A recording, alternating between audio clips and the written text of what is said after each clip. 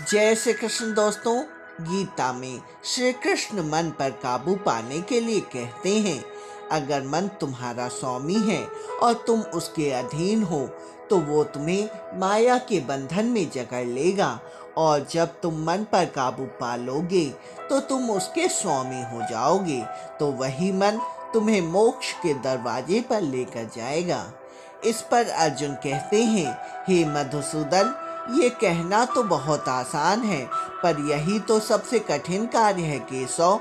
मन तो वायु की तरह चंचल होता है।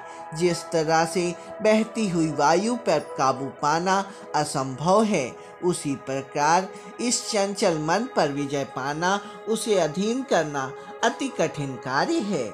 इस पर श्री कृष्ण कहते हैं कि हे अर्जुन, तुमने सत्य कहा, अपने मन पर काबू पाना अति मुश्किल कार्य होता है, पर असंभव नहीं है। अर्जुन कहते हैं, क्या मन पर नियंत्रण करने का कोई साधन भी है केशव? इस पर श्री कृष्ण कहते हैं, मन को वश में करने के लिए उस पर 2 तलवार से प्रहार करना पड़ता है। पहली तलवार अभ्यास की है और दूसरी तलवार वैराग्य की है। मन एक नवजात चंचल घोड़े की तरह होता है, जो एक जगह स्थिर होकर नहीं रहता। वो पल में इधर रहता है तो पल में उधर चला जाता है। इसलिए हे अर्जुन, अपने मन पर अभ्यास की तलवार से प्रहार करो। जब भी तुम अपने मन को एक कार्य पर लगा दोगे तो वो भटकेगा, पर तुम्हें मन को स्थिर करना होगा और उसे उसी कार्य पर निरंतर लगाए रखना पड़ेगा। जिस तरह एक घोड़ा नए सवार को बार बार अपने पीठ से गिरा देता है, पर अगर सवार दृढ़ संकल्पित है तो वो घोड़े पर काबू पा ही लेता है।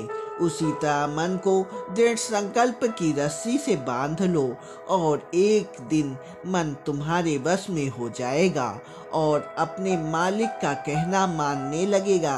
इसी को कहते हैं अभ्यास की तलवार चलाना। इस पर अर्जुन कहते हैं, अगर मन अभ्यास की तलवार से वश में आ जाए तो वैराग्य की तलवार क्यों चलाई जाए प्रभु? इस पर श्री कृष्ण कहते हैं, एक बार मन ठीक रास्ते पर आने के बाद मन फिर उसी मार्ग पर न लौट जाए, क्योंकि उस रास्ते पर इंद्रियों के विषय उसे आकर्षित करते रहते हैं।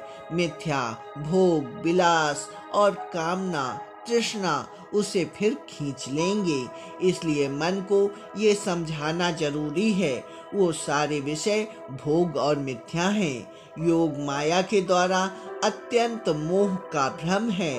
मन जब ये समझ लेगा तो उसे विषयों से मोह नहीं रहेगा, बल्कि उसे वैराग्य हो जाएगा। और यही वैराग्य का काम है कि ये विषयों को काट के मन को सन्यासी बना लेता है।